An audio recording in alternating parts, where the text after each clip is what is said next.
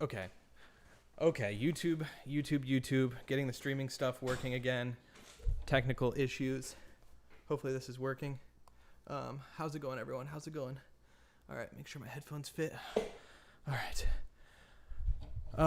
Bug Love, hello. Ty, hello. Hey, everyone. Aggie, hello. Kat, hey, Aaron. Wow, never heard of this either. Was just today thinking we hadn't seen you for a while. Looking forward to the new info. Awesome. Yeah. Good to see you all. Yeah, this may not be new information for some, but it's new to me, and hopefully you guys will find it interesting at the very least. Hello, Nella.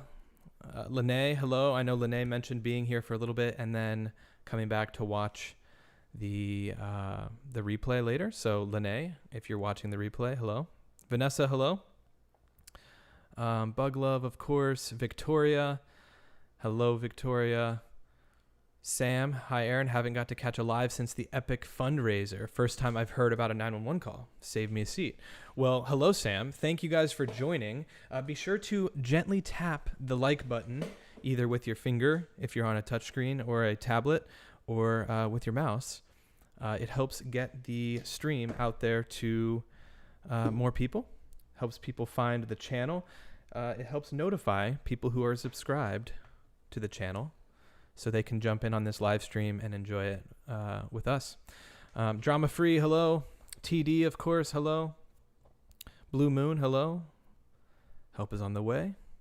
Sergeant Buddha, good to see you. Mallory, good to see you. Tracy.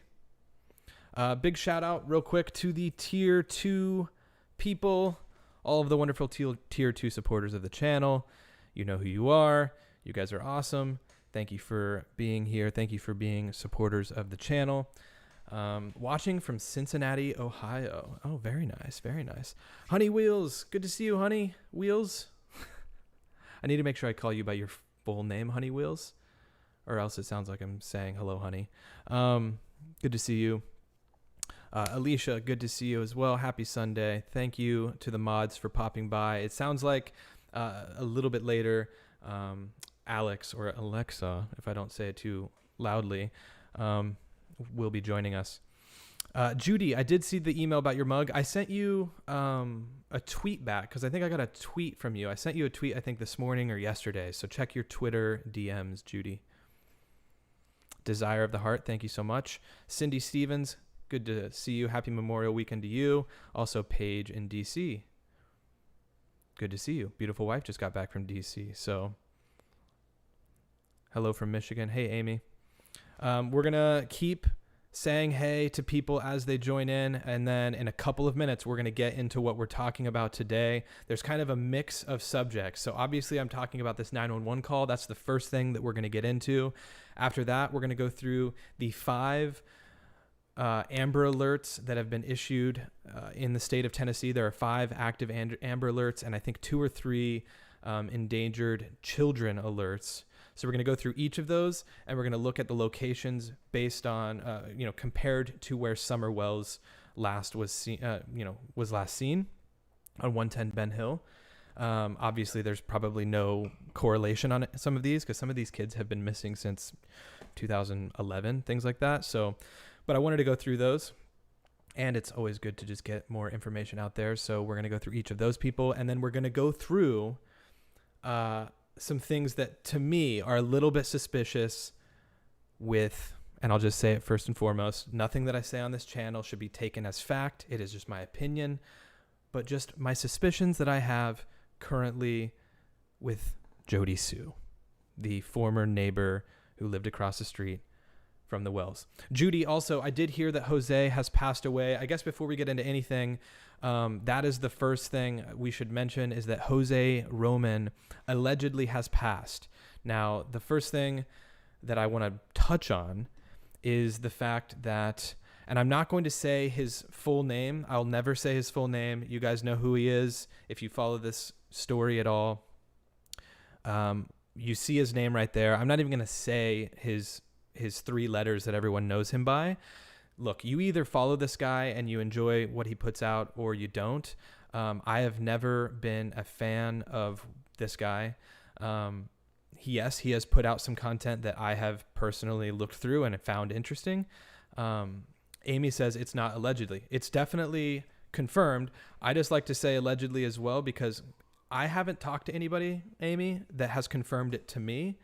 And I know, Amy, you are okay with this guy that I'm talking about. I think he's disgusting. And he's absolutely gone too far. Basically, the guy right here, who will not be named on my channel by me, has taken it upon himself to reach out to Jose's sister.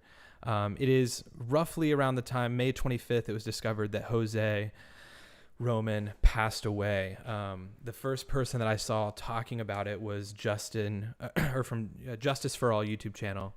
And, there wasn't much going on as far as, no one really knew the reason or what was, the reason behind it. But, the guy that we're talking about here, we're going to listen to the first few minutes of his phone call. This is what I'm talking about, that I find a little bit off-putting. Amy, you say you're not okay with the phone call. Look, yeah, it went too far. We're going to listen to him calling Jose's sister and absolutely prying as to what happened to Jose, when in reality it's not any of his business. And also, he's acting, he later on acts like he's sending his condolences. He doesn't know Jose personally. He also kind of talks as if he's a friend of Jose's. He just says, I know of Jose. Let's listen to the beginning of this video. We'll pause here and there. But I just want to show, because this is how low kind of the YouTube, this is how low it's gotten.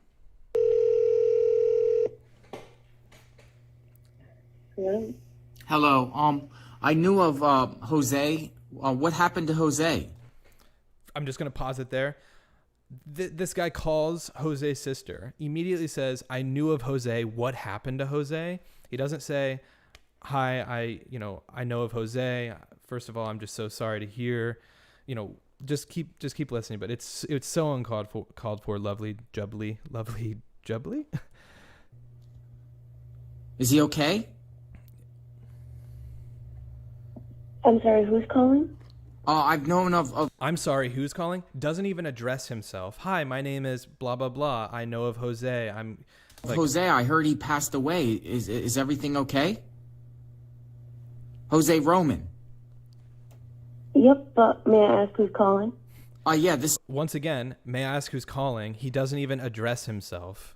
This is John. Also, this guy claims that he is a reporter and he has like credentials. He has credentials with some like TMZ style pop culture drama website. It's very strange. He doesn't have credentials. He's not a reporter. Jonathan. Also, he just says his first name. Like if you're a reporter, you're going to say, my name is blah, blah, blah, and I write for, whatever it is.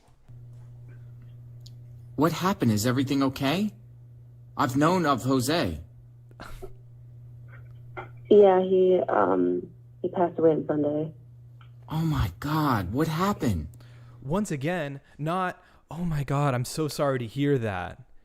Oh my God, what happened? Once again, he's asked what happened to Jose, trying to pry as to how Jose passed away, I think 3 or 4 times at this point.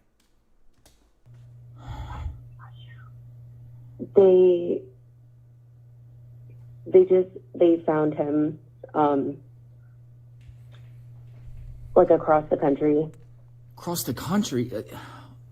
Oh man, so how did he die?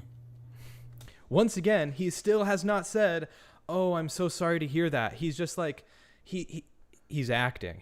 And then still, he's still just asking how it happened. I will not disclose that information. Sorry. How's the family doing? There it is. How's the family doing? Right when he got the answer of, I'm not letting you know anymore about the details, then he gets into, well, how's the family? I don't really know. She's like, none of your business? everyone's taking it in their own way. Oh man, I'm sorry. I will pray for you guys. I've known of Jose, and then I've heard he passed away, so I immediately reached out to his family to find give my condolences. He almost I caught him here. Listen to him. I immediately reached out to the family too, and then he almost says like to find out what happened, but he says to give my condolences. Listen. I've heard he passed away, so I immediately reached out to his family to find give my condolences. I immediately reached out to the family to find out what happened to him. No, he cuts himself off and says, I immediately reached out to the family to give my condolences, which the first thing he should have done in this phone call, if that was his intentions, was to start offering his condolences. He was just prying as to what happened with Jose. Like I said, guys, I'm not even going to say his name. A few of you have mentioned his name in the chat. If you've watched this, you know who he is. Or if you're hearing his name and you've followed the Summer Wells case at all, you know who he is. I, of course, have disliked his video. I love that there's still a dislike on the YouTube page because he can see his dislikes, but we cannot see how many he got. And then, of course, in true First Amendment rights, freedom of speech, which he so presses for, he turns off the comments to his videos. So he doesn't like it when people are upset at him, because pretty much everyone in the YouTube community that has made videos around the Summer Wells case let him know, hey, this was really messed up. And of course, when there's, critique on him, any at all, he turns off his comments. So good on you, buddy. Yeah, that was my first bit of of ranting. It's just that, yes, Jose Roman has appeared to have passed away. Beyond that, it's not my business what happened to him. Obviously, we have talked about him on this channel. We haven't gone out of our way to make bold claims as to whether or not he has anything to do with the disappearance of Summer Wells. We have specifically just talked about the fact that Jose Roman at one point spent a month to however many, several weeks at least with the Wells. He was on their property. We analyzed the interview that he did with Justice for All, as well as Chris from the interview room. And beyond that, we just talked about his relation to the Wells and his time at the Wells. That is all I've talked about with Jose, and beyond that, I'm not going to say any more. I don't feel any need to call his family and pry or even offer my condolences. They don't know me. They don't know him either. It's just a strange thing. So anyways, I have nothing else to say about that guy. Look, you guys watch who you want. Watch who you want. I'm not going to say that it's bad if you watch his videos. Take in as much information as you want, but just know that's pretty low. I mean, there's a lot of people on this Reddit page, basically saying that it's low. I mean, I'm not the only one, and he had a lot of people saying that as well in his comments. That's why he turned them off. Anyways, okay, so let's get to the next part. Let's just keep on rolling. I mean, we're already 15 minutes almost into this. So yeah, let me see what you guys are saying. I kind of just ranted there for like 10 minutes. I would literally hang up on someone talking like this. It sounds like a weird family vlogger. Yeah, it's just so bizarre. It's so bizarre that, it doesn't seem, it's not like anything he hasn't done before. He goes too far. He goes too far. Okay, so go ahead and hit that like button. There's 345 people in the chat. Let's try to get to 200 likes here so more people can be alerted. YouTube is very weird. I've had people reach out to me recently saying, hey, I haven't gotten a notification on your last 3 live streams. And I'm like, first of all, you have to hit that bell. Second of all, even when you hit the bell, sometimes you're not notified. So what helps YouTube is the likes being super high on a video in the first 10, 15 minutes. And then they push it to more of your subscribers, which they should be getting notified anyways, but it is what it is. Okay, so this is another thing I want to talk about today, and it is a supposed 911 call from June 15th, 2021, the day Summer Wells went missing. Now, I want to preface this entire thing by saying I have no way to confirm that this is from that day. It's purely, we're just going off speculation here. If this actually happened this day, it's interesting. Does it have anything to do with Summer Wells? I'm not sure. But this was sent to me by several people. It's a video from Crime Stories Obsessed, and it is 2 911 calls that happened on the day that Summer Wells went missing. Some of you have heard this. Let's jump into it. A little bit strange. Also, it's kind of hard to hear at times too, so I'm going to I'll pause and then say what I think it says in the video. Hey Joyce, good to see you. Good to see everyone jumping in a little bit late. Haley Taylor, good to see you. Ro, Kat, Ray, good to see you. Finally caught alive for the first time in a while. Good to see you, Ray. Diamond Paul, Bluegrass Mama Bear, Cindy Stevens. I guess Cindy was in here earlier, but good to see you all in here. Thanks for tapping that like button on the way in, everyone. Here is the first 911 call, and then we'll talk about it.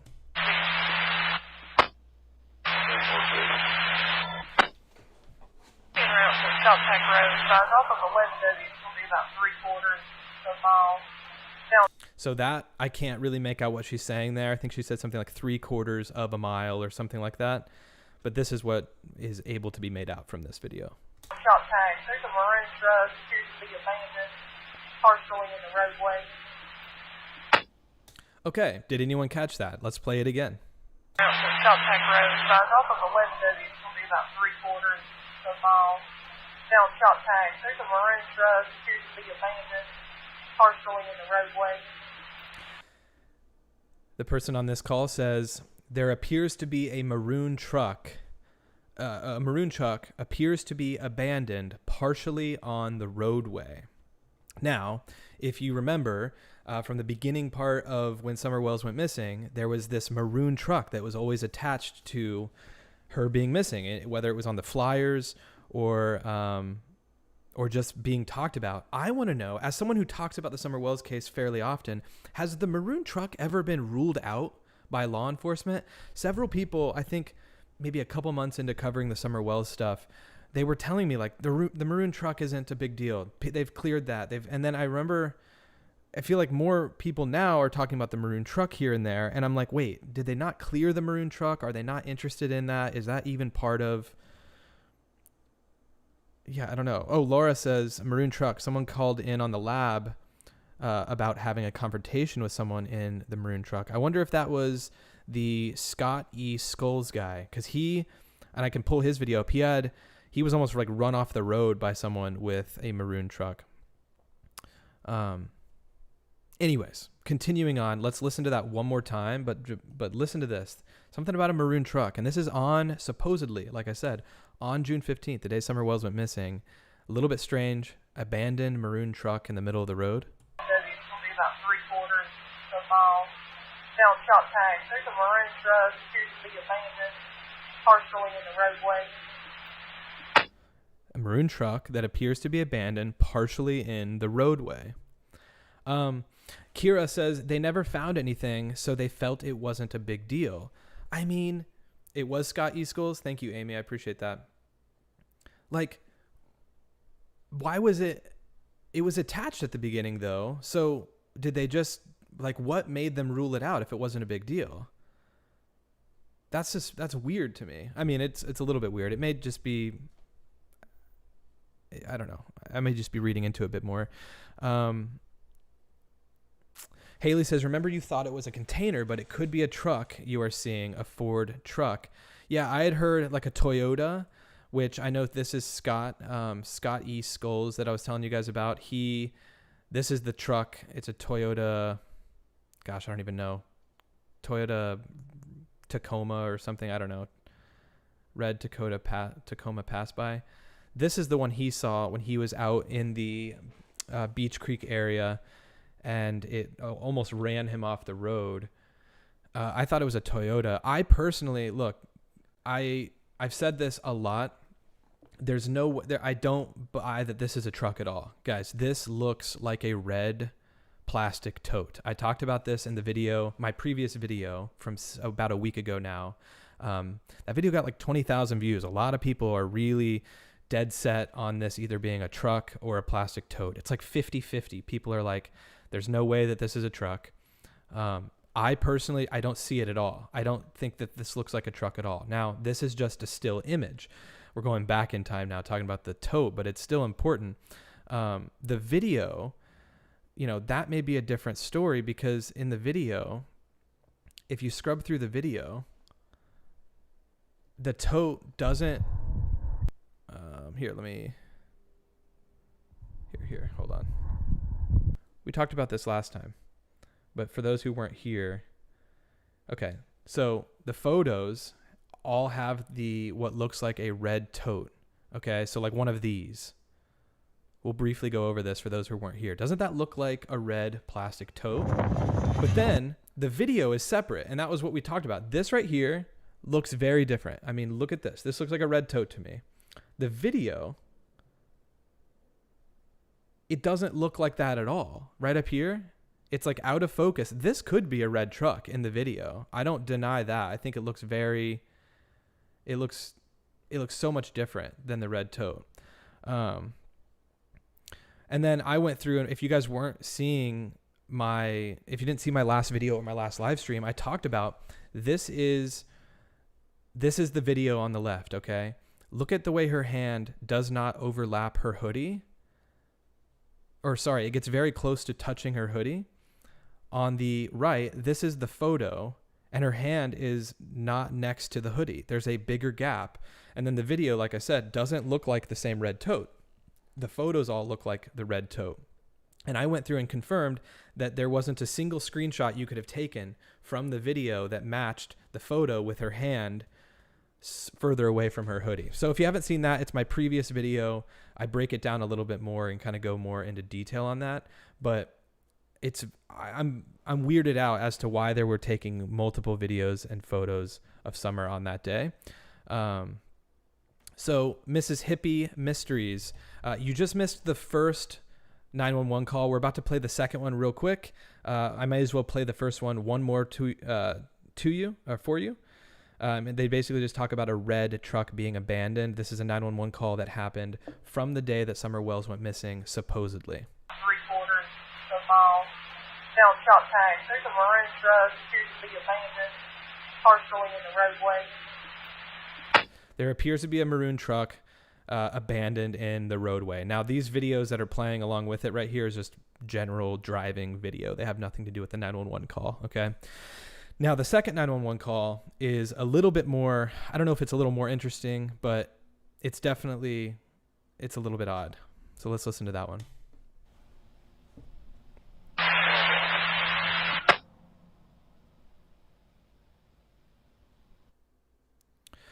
Real quick, Bug Love, before we go to the second one. The video was a mistake. Supposedly the video was a mistake made by Grandis, okay? That's what their story is. Their story is the reason why Grandma turned around and made a quick video of Summer is because she was trying to take a photo and accidentally took a video. That's fine. But why would they then take another photo of her? Because the photos, any of the photos that you see, none of them, if you can't line them up to match any of the frames in the video. So the photos that we're seeing are not just screenshots from the video. I mean, there are probably some that are, but that's what I'm talking about is like, they were trying to catch her arms in a weird position. Why would they take another photo even before that if her arms weren't in that position? It's very odd. Go check out my last video if you want me kind of really breaking that down. Chris Davis, hello. Good to see you, my friend. All right, here's the 36, second go ahead. 36, I know you're out at the ER. I just received a call advising there's two kids, approximately a 7-year-old and a 4-year-old, standing on the side of the road, going to be right around the East Tennessee Iron and Metal, waving at cars as they go by. No adults are around. They're close to a blue house. 10-4, I'll get them when I clear here. 10-4, he's going on a patrol check of 2 children on 66 South, standing by the roadway with no adults. Where's that first book? Give that to me well.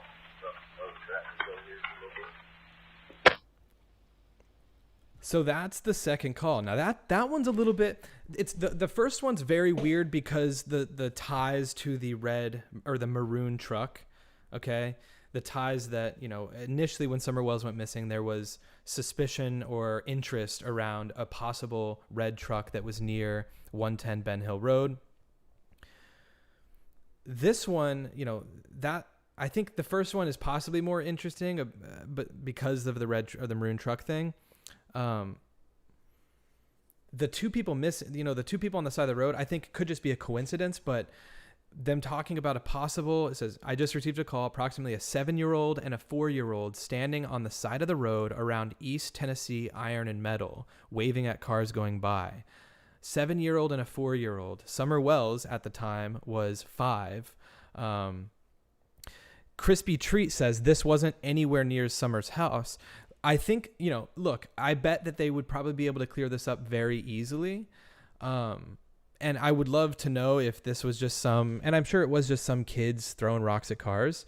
But to say it's not close to Summer Wells's house, I think is unfair. I mean, this is as close to Summer Wells's house almost to Kingsport. I mean, this is only 23 miles away. So if we're talking about a possibility of someone getting in a car and going this way, this is the East Tennessee Iron and Metal. Obviously, the idea of Summer Wells getting to this position or this area of the state on foot, yeah, that makes no sense. But it is still interesting nonetheless. This was probably, once again, this isn't as interesting, I think, as the first 911 call of the abandoned or supposedly abandoned red truck. But I just wanted to mention it because it was apparently another 911 call that came in that day. This isn't that far from Summer's house. It's not a mile away, but 23 miles probably takes about 30 minutes, 25, 30 minutes. Yeah, it's saying 32 minutes to drive. So a half an hour by car. Bug Love, how far is Iron and Metal from 110? Yeah, that's what we're showing right here, 110 Ben Hill. And then I even showed, if you were to go from 110 Ben Hill to Knoxville, for example, you would go right next to where this Iron and Metal place is. You would pass very close to it here on Highway 66, depending on how long you would stay before you got on Interstate 81 or Highway 81, I guess. So, yeah, I mean, do I think this has anything to do with Summer? No. Do I think that the first part of the 911 call of the abandoned maroon truck is a little bit weird? It's a little bit more strange. Okay. This is another thing that came out. This was apparently about a week after Summer Wells went missing. This is a news segment from, I think it's WJHL right there in Rogersville or Kingsport. I'll play this in just a moment. Let me see what you guys are saying. Also, thank you guys. We have over 500 people in here. Thank you for joining. If you are enjoying the content, be sure to hit that subscribe button. We have a few people that have just joined the crew since the live stream started. Also, hit that like button as well. We have 200 likes, 212 likes, 522 people. Let's try to get up to let's just double. Let's get up to 400 likes. Everyone hit that like button. If you're watching on a TV, it's going to be a little bit more difficult, but if you're watching on your phone or a computer, be sure to hit that like button. Let's get the YouTube algorithm working in our favor so more people can join the crew of people here. Hit that thumbs up. Yeah, Bug Love. Exactly. We'll check the sub count later, but yeah, thank you guys for joining. If you haven't already, like I said, join and smash that like button, hit the subscribe button, all that good stuff. Let's listen to this this news segment from about not even a week after Summer Wells went missing. Man faces charges after what investigators are calling an attempted abduction last week. Now, police charged 58-year-old Tony Hammonds with attempted especially aggravated kidnapping, as well as aggravated burglary and also simple assault. Investigators say a 12-year-old boy was mowing a lawn on Skyland Drive when a maroon car pulled into the driveway. The boy said Hammonds got out of the car and yelled at him and tried to grab him. News Channel 11's Bianca Murray spoke with investigators and neighbors today. She joins us live from our Kingsport newsroom tonight. Bianca, what have you learned? Well, Josh and Sarah, police tell me that this is an isolated incident, but if there's anything that cases like this teach us, it's to always watch our kids. Police say that Hammonds is charged so severely due to the age of the boy, who he is accused of attempting to abduct. Now, police say somebody else was in the maroon vehicle with Hammonds when he pulled onto Skyland Drive, but they say that that person is not considered a suspect. So real quick, I just was filled in on this. Really terrible that I titled this 911 call. Thank you for clarifying this, Three Blessings. Dispatch. This is dispatch chatter. This is radio chatter between officers. Thank you so much for clarifying that. Also, Glorin, can't stay. I'll watch the stream later. Family emergency in progress. Glorin, go be with your family. Go do what you need to do. If you want to catch back up on it, it will be uploaded after the fact. You can always pop back in. Okay, so this is basically, they're saying, we basically listened to all this. There was an attempted kidnapping at Skyland Drive, which, if we want to look at where that's at in relation to the Wells property, it is 15 minutes, 15.7 miles, which is not close, just like the other thing. It's not insanely close. I think this has anything to do with Summer Wells? No. This is just me pointing out what Rose says, and that is there are way too many creeps. It's not out of the question that there could have been someone attempting to kidnap Summer Wells and took that opportunity. We had people working on and near the Wells property, on I think the power lines or the trees or something like that. Is it out of the question that she was kidnapped? No, I'm not saying one thing or another. This is how far Skyland Drive is from where they were swimming that day on June 15th. And that actually is much closer. So whoever this was in this area on Skyland Drive, this attempted kidnapping. And so, you never know who could have been lurking around, creeping around here. But that, who knows? Who knows? Once again, do I think this has anything to do with Summer Wells being missing? Not necessarily. Not necessarily. Okay. Coffee Buzz says, I gently pressed the like button. I'm a peaceful person. Thank you so much. Thank you, Joyce. Thank you, Sherry. Judy says, wow, that is very weird. Yeah, it's just a little odd. A lot of weird things going on in East Tennessee. And we're going to get into that at the end as well. But before that, let's go ahead and breeze through this very quickly. This is, like I said, what we're going to go through is the current missing and endangered. We've got the Amber Alerts and endangered child alerts in Tennessee. So we're going to go through these very quickly. We're going to say these names, and then we are going to show in relation to where Summer went missing, where are these other active Amber Alerts in the state of Tennessee. So the first one is Kennedy Hoyle, missing from Memphis. This is horrific. Missing at 2 days old. I don't know what happened here. I mean, I guess we can click this and see. This is the Amber Alert, or the issued poster that was issued along with the Amber Alert. Statewide Amber Alert issued on behalf of the Memphis Police Department for Kennedy Hoyle. Kennedy is a 2-day-old black female, 6 pounds, 17 inches, with brown hair and brown eyes. Kennedy was last seen wearing a black and white polka dot onesie. Kennedy was last known to be in the area of Sedgwick Drive in Memphis. It's like, I mean, was she last known at the hospital? I mean, it's like, what happened? I mean, 2 days old. Horrific. But Memphis, if you're not familiar with the state of Tennessee, is literally on almost the opposite corner of Kingsport and Rogersville and Ben Hill, where the Summer Wells story takes place. Obviously, I'm not saying any of these things are connected with Summer Wells at all, just merely showing the different Amber Alerts issued. And then, as we know, the second Amber Alert in the state of Tennessee is Summer Wells, who went missing on June 15th at age 5. We all know her story. I mean, obviously, if we click this, we can see the official kind of Amber Alert graphic that came out that is paired with the official Tennessee.gov Amber Alert site here. We know that, Summer Wells went missing or was last seen on 110 Ben Hill. So we can't compare her to anybody because we're comparing everyone else to her. The endangered child alerts. This is one from June 4th, 2021. Carter Mitchell Neal, which this is Carter's. They went missing in Tipton County, which is once again on the east side of Tennessee, not really anywhere close to where Summer Wells was last seen.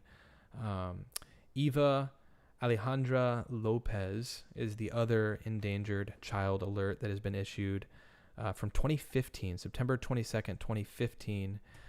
These should still be active and ongoing. I mean, this is on the official Tennessee.gov missing children, endangered and missing children section. So, this person was last seen. She was last seen in Winchester, Tennessee, which once again, west of Kingsport, west of Rogersville, west of 110 Ben Hill. And then the next three are the last of the three Amber Alerts. So we have Chloe Leverett. And if you notice, Gage Daniel is also missing on the same day, or from the same place and the same day, last seen September 28th, 2012. So these two are actually last seen in Unionville, which is south of Nashville. And they're actually together. So missing children from a house fire situation. So it's still been 8 years since two young children, now 9 years, were reported missing after their grandparents were killed in a mysterious house fire in Unionville, Tennessee. But their mother, Cheryl Daniel, believes her children are still alive.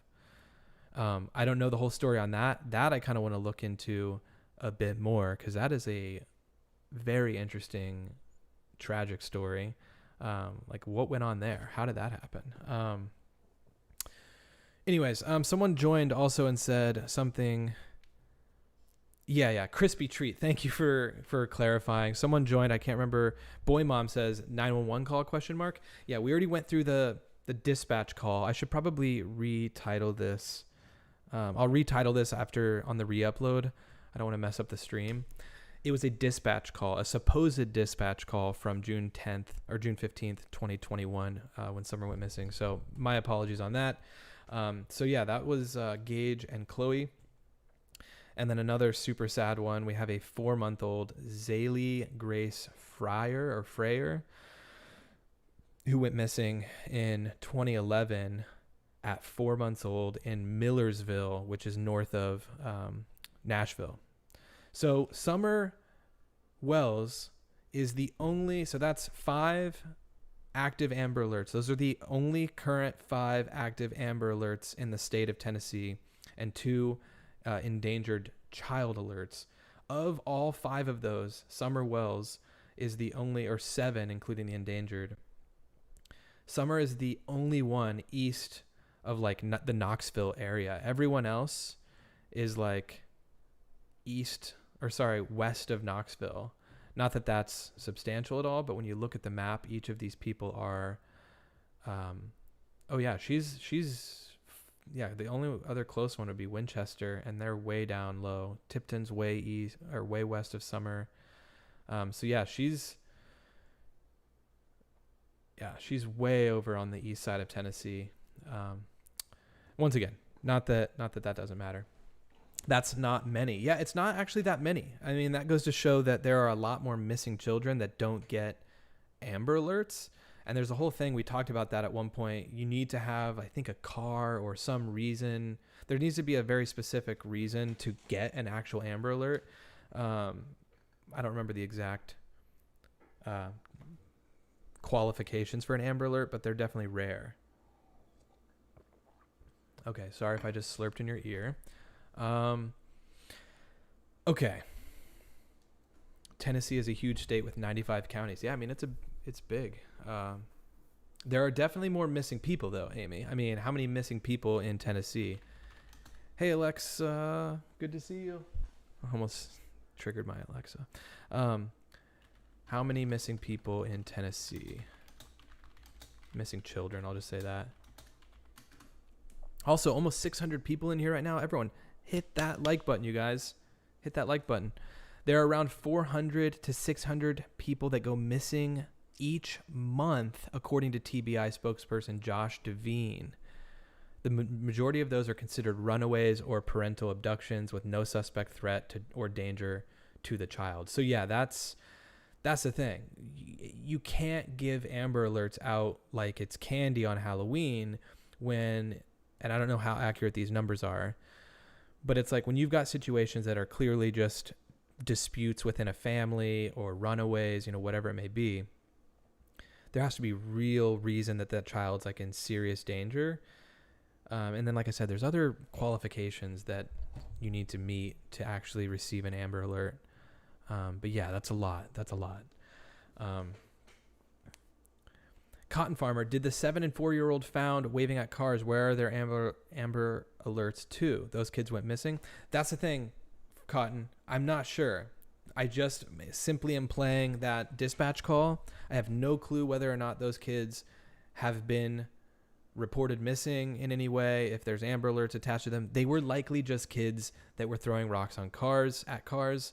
The first dispatch about the abandoned maroon truck is what struck me a little bit odd. But yeah, those kids that were throwing rocks, they probably were just kids throwing rocks, and it has been explained. And, it's one of those things. It's probably an isolated incident, nothing to do with Summer Wells. Discovering the truth. I wish somebody would search all the caves in the area. I know they found 2 bodies in caves in Chatham County not long ago. Chatham County. Yeah, I mean, that would be a lot. That's a lot of work to do that.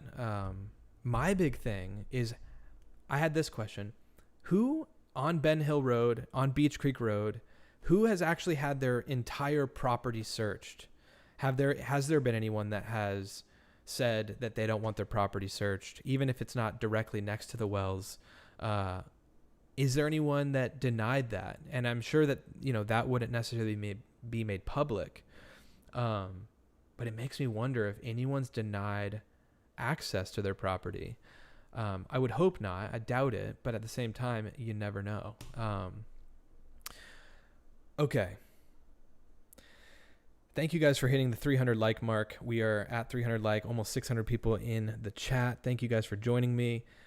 We're going to get to the next part right now. And if you're watching this, you're watching this, I should say, I'm going to be putting another video out probably tomorrow or Tuesday, that is going to be about what we're about to talk about now, which is about Jody Sue.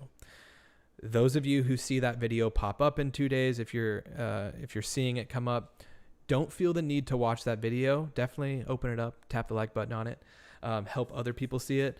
But I'm going to be making a separate video talking about this kind of thing that I'm about to talk about with Jody Sue, because I think it's interesting, and I don't want it to be buried 43 minutes and 21 seconds in a live stream. So I want other people to be able to see it that maybe aren't at this live stream today. So keep in mind, there will be a separate 10 to 15 minute video coming out talking about this. But I just want to say once again, I'm not blaming or saying that Jody Sue has anything to do with the disappearance of Summer Wells. There, I got that out of the way.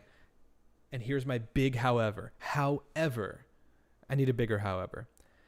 However, I almost choked on my own throat there. Let me get a sip of water.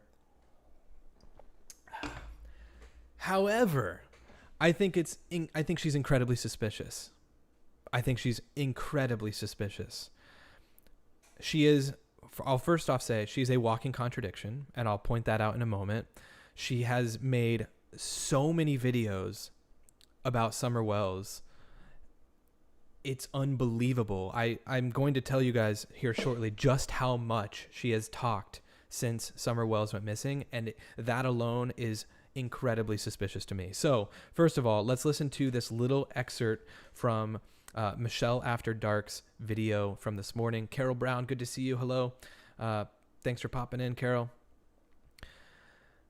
Listen to this little bit here, and then we're going to get into why exactly I think she is... we choked on your own throat. Yeah, why I think she's so incredibly suspicious, okay? Let's listen. This is from Michelle after dark this morning. Oh, hold on. Laura says, I never really paid attention to her. I need to catch up. Laura, there's no catching up with Jody Sue. That's the problem. There's so many videos out there. You can't watch all her videos. It's painful to listen to. Also, she's painful to listen to. I know she has a medical history that causes her to talk the way she talks. I'm not making fun of the way she talks. It's painful to listen to. Her pace, everything. You could never. It would take you. It'll take you days to catch up if you want to. But so anyway, turns out this piece we thought had been folded back in like it was supposed to be was not. So a little bit of context here. Michelle points out in her video, this is a video of Jody Sue prior to June 15th, 2021, when Summer Wells went missing. I don't know exactly what date this video is from, but let's just listen in. And this is the kind of things she's talking about. Here we go. And, you know, greedy little ass heirs think that everybody's forgot what the fuck was supposed to happen. So that's where we're at. And language alert as well, by the way. Don't matter at this point. What I have discovered, within a few hours of this shit started, we put in bed and went home and got into the property documents and surveys and all that stuff from 200 years ago leading up to. So, and for those of you who are unaware, his family in particular owned most of Beach Creek. And I don't mean that in like they own a big piece, or I mean his family owned most of it. So if the surveys have been done on any of that property, even though it's changed hands, by this point, chances are our family has your survey maps, because as it transferred between family, and here's the thing. I think she's talking about Andy having, or I don't know exactly who she's talking about, having all of this land. And Chris, you're saying I think Andy's in the car with her. Also Chris Davis saying Andy is in the car with her. I don't know what she's talking about entirely, but this is to point out that she's like, there's a huge thing with Jody Sue and like the land, the ownership, and the people that live on Beach Creek. She's talking about them owning, or at one point owning, a huge portion of the properties. She says we and our as if it's hers as well. But I'm going to listen to a little bit more, and then we're going to go into why I think it's so suspicious. And I see your comment, discovering the truth. We're going to kind of talk about that in a moment. So I see what you're saying there. I'm going to bring that around to it. Even though all those tracks are split up and this and the other, and there's different names associated for most of them, all of them are still related. They're all kin down there, for the most part. Woo! Ads. Wonderful. Cotton Farmer, the way Michelle has to jug in this case is mainly she's thought of so many puzzle pieces that sound like they fit, may have led to Summer's disappearance. Yeah, Michelle's great. Continuing on. After we put in that bid, 17 minutes before close, you know, and I'm not going to mention names, but the bitch said that she would take our bid. Obviously did not happen. Didn't expect it to, but, you know, for what we knew was going to come after, it was going to be a necessary step if things went further than that, which I'm sure they're going to. So anyway. Do you guys know exactly who she's referring to here? They're talking about, like, property and money. Andy's parents own the land is what Z's saying. Yeah, exactly. It's not her, but that's fine. We get in the closet where all the rolls are for all the survey maps and things for the entirety of Beach Creek and then some, and pull out. Guess what? Guess what we pull out? We pull out this particular person's whole family's original surveys at our fucking closet for this little motherfucking piece right here. If you can see it. See the 2 acres here, you know, 2.28. Right in my fucking front yard. She's talking about 2.2 acres right in her front yard. Now, I have the property viewer real quick. I don't know if she's referring to this 2.2 acres. This is the 2.2 acres. You can barely see it above my head here. It's highlighted. Because we have Carolyn Sue just to the north, and we know that Jody Sue was living across the wells at the time that Summer went missing. She is the one that claimed to have heard Summer Wells scream. Oh my gosh, we're going to get to it in a moment. Stick around. You guys are going to hear all my thoughts on Jody Sue. Amy says Jody Sue disses Michelle after dark. Jody Sue is going to be dissing me after this. And look, I don't care if she's going to go this far out there. She's putting herself out there to be talked about. She, like I said, a walking contradiction. I will point that out momentarily. Let's keep going. So, now, look, okay, so, this jackass realtor, we've been through this, I mentioned it probably a week or so ago. We noticed immediately on home when we figured out it was for sale, and the people at the driveway that had it that were like, yeah, here it is on the phone, we have it saved, it's for sale. They had the nice little pretty pictures, Well, the guy... Okay, so she goes on... Okay, I don't want to talk about this video over and over again. She's basically talking about land. There's a whole thing with her and land. Also, she's just rude.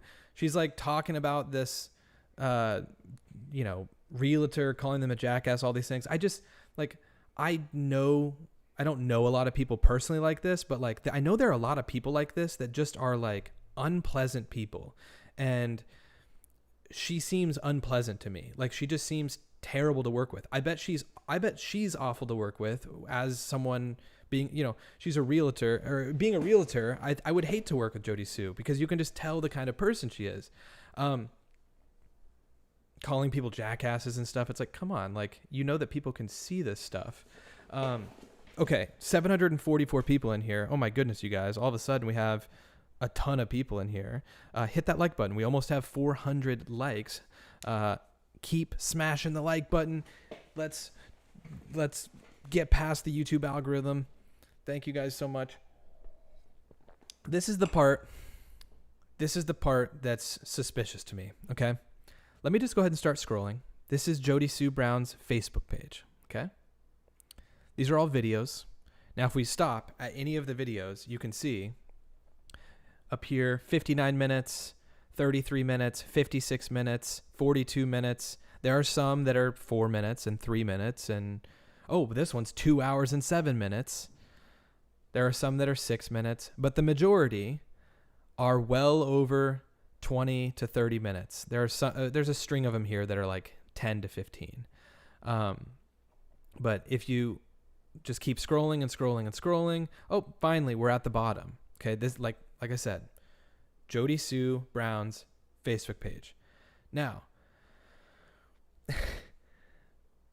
she clearly has said a lot and makes a lot of these videos. I'm just thinking, okay, well, where in these videos is when Summer Wells went missing? And so I started clicking around, and I'm like, okay, September 30th, 2021. Loaf literally hangs. And I'm like, okay, what's going on this one? 1 hour and 3 minutes.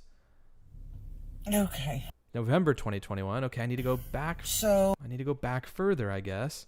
I'm like, okay, where's June 15th, 2021? Oh, September 11th, 2021. I need to go back even further. And then I'm like, keep scrolling and keep scrolling and keep scrolling. And it's like, okay. Oh, July 24th, 2021. Here we go. We're getting closer to the day that Summer Wells went missing. And then it's like, boom, right here is the first video that Jody Sue posted on her Facebook when Summer Wells went missing.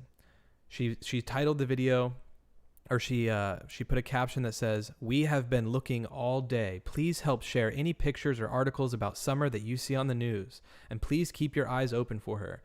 Now, I just thought maybe Jody Sue is one of those people on Facebook that just post about everything. I know that there are people that literally post hundreds of photos a week of just nothingness, and that's fine. Do what you want to do. And I thought maybe she's just one of these people that just that's how she is. She just posts updates and constantly posts every day, and maybe people watch them, maybe they don't. she's not that's not who she was prior to this. She had hardly any posts. We had posts from 2018. We had posts from 2020. Like, this was like really the only posts in 2021. And then she has since, I calculated how many posts. This is what's strange to me, is that she has posted, and it may be more, but there's 6 videos across, right? 6 videos across. I counted all of the different rows and then added it up. She has posted at least 436 videos since June 15th, 2021. And if you go through, I averaged it out, and I know that there's only some here and there that are 3 minutes and 4 minutes, but like I said, there are 2-hour videos, there are 50-minute videos, 60-minute videos, 34-minute, 48 minutes, 31 minutes. If you average it out, of the 436 videos that she's posted since June 15th, 2021, the average length of each video is 20 minutes. So 436 videos at 20 minutes on average per video is 8,720 minutes, or 145 hours. Okay. 145 hours worth of videos and 436 videos, which is more than one video a day. Keep in mind, Summer Wells went missing in 2 weeks, just over 2 weeks. She will have been missing for a full year. So that's 365 days. Jody Sue has posted 436 times since that day. That's over a video a day. And if you take the 145 hours worth of videos on average, it could be more, and you figure out how many days that is, divide that by 24 hours in a day, and that is 6 days. 6 days worth of videos that she has posted on Facebook since Summer Wells went missing. 6 days. And it may be even more than that. We've got some videos that are like 2 hours. 39 minutes, 18 minutes, 16 minutes. There's a lot. And so when people are talking about catching up with all the things that Jody Sue has said, it's impossible to, unless you want to go through all 6 days worth of content. Now, another thing to keep in mind, she's not talking about Summer Wells in every single one of these videos, but she refers to Summer every so often. And she just wasn't doing that prior. It's so much. Yeah, Rhonda, that is an insane amount, using a missing child to gain a following is beyond gross. Look, I get it. She lives right next door, and I get if she was just trying to get the word out there, but she's, in my opinion, coming at it from a place of like, let me get to the next part. Which one is this? Like with most. Yeah, that's just, I don't know why I had that one up. This is the first video when she went missing. Okay, June 16th, 2021. It's fucking cold. Wow. Why is it doing this way? Okay, guys. So, I had problems obviously being let in and out all day and been tied up and all kinds of stuff happening and going on, and things I'm not even going to touch on here. She like mentions all these things happening. She's like, but I'm not going to touch on it here. And it's like, what is going on? I mean, I thought, is she referring to Summer being missing? Because she goes on to talk about how tired she is, and how she's been searching for Summer, which is great. If that happened, great. I'm sure she did look around for Summer Wells. I don't know. But at 5:14, this is what she says, and we're going to compare it to another video. So let's listen to this. Just from my personal opinion, parents are not involved. If you were there, you'd understand. Either way, the comments in 3 seconds on that fucking stream pissed me off so bad that I'm on fire. But I'm going to temper my tongue, and I'm not going to say much. So she's saying that Candace and Don are not involved, okay? Not involved. It's pointless anyway. People are going to believe what they want to believe. Summer is loved, cared for. Neighborhood loves her, cares for her. So she's speaking on behalf of the entire neighborhood. Her parents and brothers love her. We all want her home.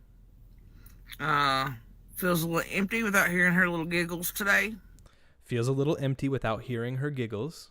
And, and her playing at the top of her hill from my hill. I hear her every day. I hear her every day. Okay, so now, keep that in mind, what she just said there. That's sweet. That's nice. If we go back to Michelle's video from this morning, Michelle After Dark, this is the video that she posted for people watching the re-upload. This is her video from May 29th, 2022. I'll end up linking this down below afterwards. Listen to what she says let's just listen to what she says about being a neighbor at the 11:11 mark. Now, I understand that you're moving from the fucking goddamn city. She's talking about people moving near her and taking land on Beach Creek Road. And you think, oh, look at this beach, and it's perfect, and it's the country. No, you're taking my shit the fuck away from me. Because that's too goddamn close. I don't want neighbors. The neighbors I have are already too goddamn close. Like, I fucking hate it there anyway. The point is, and they're not that close by most people's standards, I don't fucking like it. So, you may be coming from the fucking city and thinking, oh, this is country. No, it's not. You're fucking invading it. You're ruining my shit. That ain't country to me. That's you fucking invading. You're too goddamn close. Back the fuck up. Go find some other goddamn holler that has 40 acres and you're close the fuck off and not near me. Oh. All right, Jody Sue. That sounds so different. That sounds so different than what you just said. Let's listen to this again here. I'm sorry, If you were there, you'd understand. Either way, the comments in 3 seconds on that fucking stream, I'm not going to say much. Summer is loved, cared for. Neighborhood loves her. Neighborhood loves her, huh?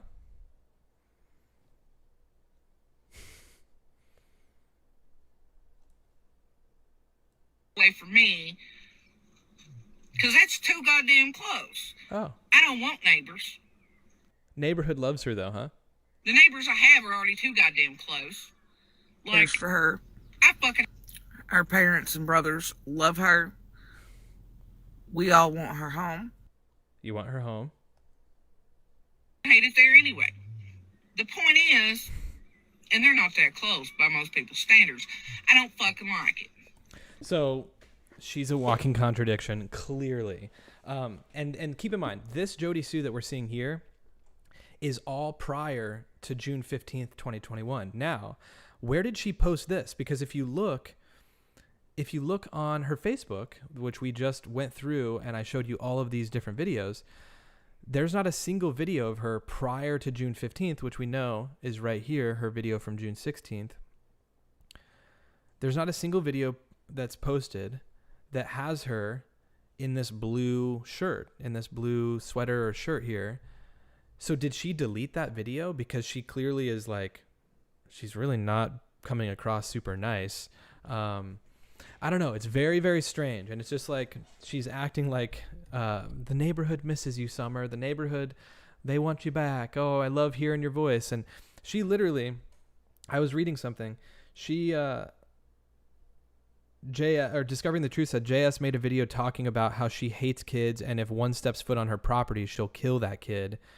And she had reportedly mentioned in another video saying that she'd suffocate another kid if they were on her property or something like that. It's just like, and once again, it's all allegedly, but it's like, she's not a pleasant person, you guys. She's not a pleasant person. And she, in the very early stages, tried to come across as a pleasant person, a pleasant neighbor. Looking back now, it's like, that's clearly not the truth. That's clearly not the case. So anyways, not that, I mean, that's it. That's what I have to say about Jody Sue. I'll just say, to drive the point home a little bit more, I just think 145 hours worth of videos since Summer Wells went missing, to me, and look, it's different. I'm making videos about Summer Wells. I've made, I don't even know how many live streams at this point, and we probably average at about an hour and a half to 2 hours a live stream. I don't come close to 145 hours worth of live streams talking about Summer Wells. I also didn't live next to Summer when she went missing. This is somebody that was directly tied, who claimed to have heard Summer, one of the last people to hear Summer scream. And it's like, do I even believe that? I don't know. I don't know what to believe at this point, but I think it's odd how much she seems to feel the need to talk in these videos. Hour 42. What is this? What's she talking about? Like, she's having a Dunkin' Donuts, a mint chocolate Dunkin' Donuts. I get that some of these are probably meaningless and have nothing to do with anything. So far, a riveting 21 seconds here.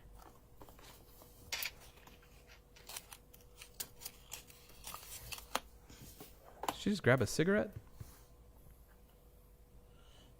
I thought... Oh, gosh. I'm so... Ugh. Like, I gotta... See, I can't do it. I can't do it. I don't know what she ends up talking about in that video. I would almost bet at one point she mentioned Summer Wells' name, and that's what I'm talking about. It's just strange how much, how suspicious she is to me now, and like how this entire time I didn't think about it. I don't know.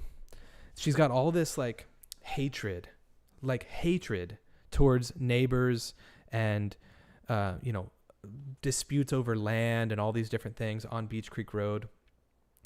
And then, there's a lot of people just saying that she had it out for the Wells and she was trying to get them to leave, trying to get them to move.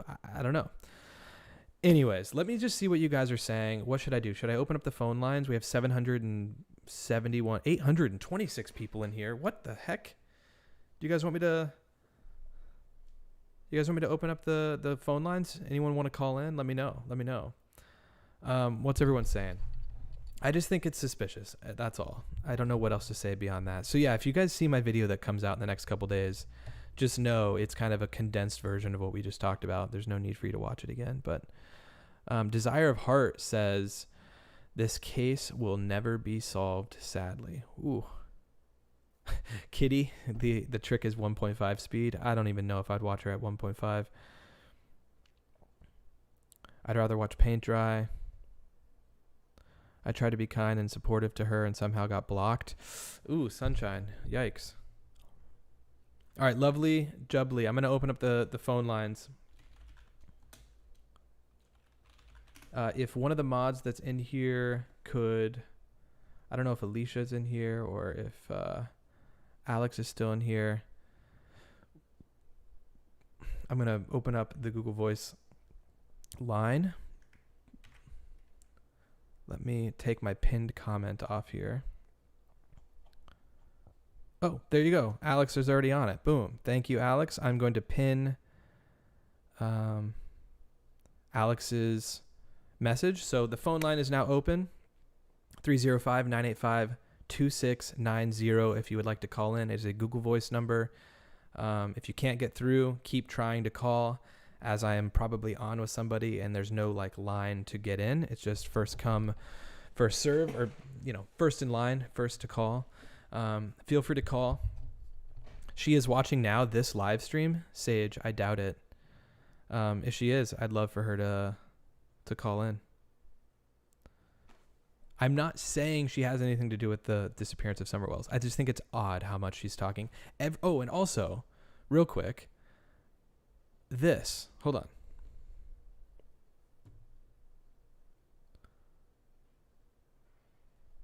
on. Listen to this. We've talked about this on previous streams. Suspicion ever? This is him talking about suspicions that Candace has. Which, oh my gosh. Candace, where's Candace been this whole time? Candace dropped off the face of the earth. I wouldn't be surprised if she's not at 110 Ben Hill anymore, to be quite honest. But this is Candace talking to the Glarer, which we've talked about this phone call. Listen to what Candace says about her suspicions. I have a lot of suspicion. Okay. Anything you want to elaborate on? let me see what I can say. I have a problem with Allie. Okay, once again, let's butt in here. He asked her if she had any suspicions. She turns it into, I have a problem with. He didn't ask her, who do you have a problem with? He asked who she had suspicions of. She then says, I have a problem with Allie. Jose. Jody Sue. Andy. Donnie. Andy and Donnie. She just mentioned our entire cast and crew. All of the people that have been trying to paint themselves in the best light as possible, aside from Don. Don can't. He's sitting in jail at this point. But all these people, Jody Sue, she has a problem with Jody Sue, Jose, Don, her own husband. Like, this thing's going to implode. Judy, I completely agree with you. I'm not a fan either. But what happened? Clearly, Jody Sue was talking as if she likes Summer Wells and her neighbors right after she went missing, because it'd be really bad if people saw her videos from before, like this one here, about how much she hates her neighbors. Where's this video at now? She clearly took this video down. Goodness. Anyways, I have the viewer number up here now too. I was testing out different widgets and stuff. So 820 people, 807 people. There we go. Cool. Guys, call in if you'd like. Oh, there it is. I've pinned it up above.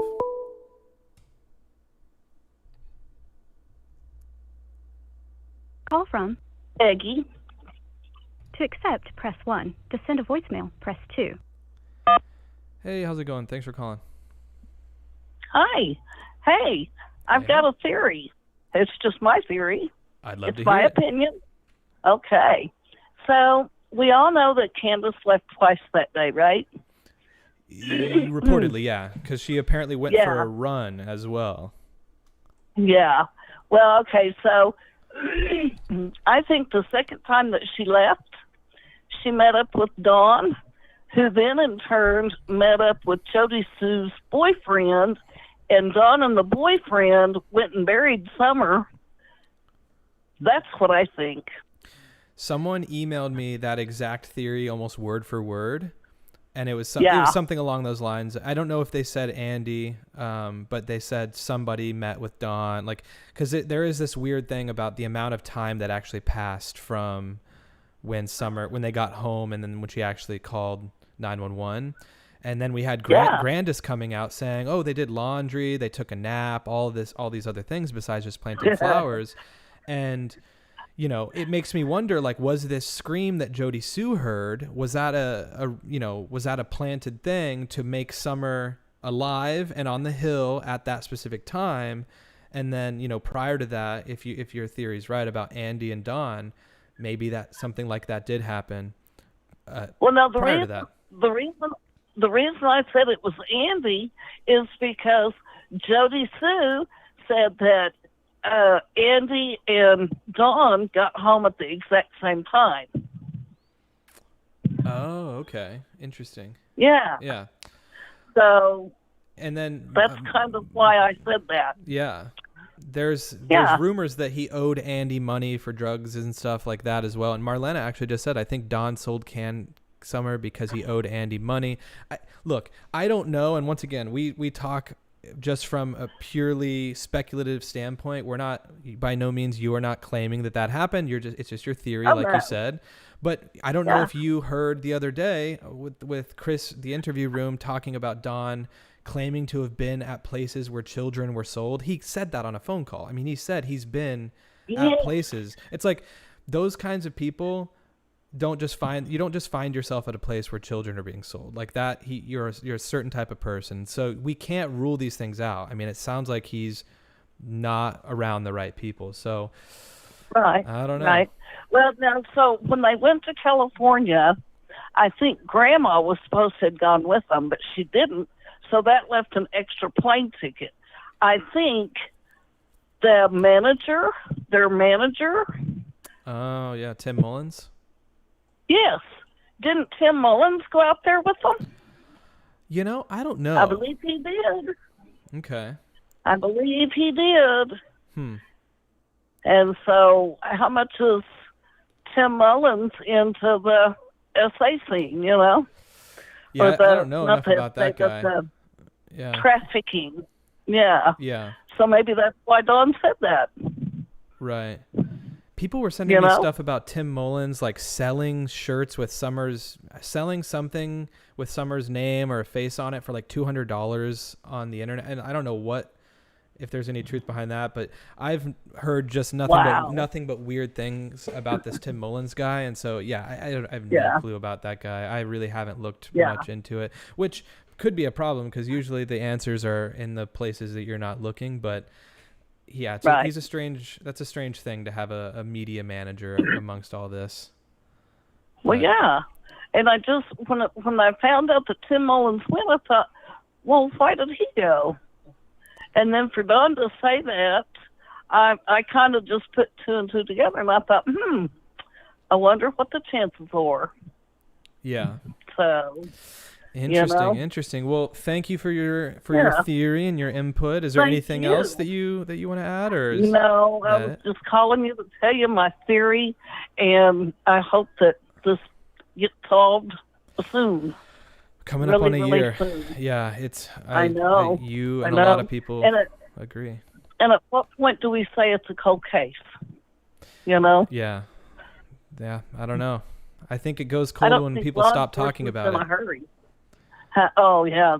They won't until she's found. Yeah, so I think as long as people are talking about it, it won't technically go cold. But, yeah, I think in a lot of people's eyes, it feels like it's getting that way. Because, yeah, I mean, there needs to be, I foresee some sort of press conference. At least law enforcement should provide some sort of a public, at the 1 year mark, at the very least, that, hey, we're still looking into leads. We're still focused on this. But you would think. You know what? They could do a 1 month deal. Just come in and let the people know that they're still working on it. Yeah. You know what I'm saying? Yeah. That's absolutely. the least they could do. We're still getting tips. We're still working on it. It's still very active. That's the least they could do. Right. But they don't even do that. So yeah, I don't know. We'll see what ends up happening, though. But I'll be following along. Yeah. Yeah. So. Well, I appreciate your time. Absolutely. I appreciate your work, and I hope you have a wonderful weekend. Awesome. Thank you. You as well. Thanks. Okay. All right. Bye. Bye-bye. Bye. Very nice phone call. Thank you for calling in. Crispy Treat says Tim Mullins did go out to California with them. Interesting. Okay.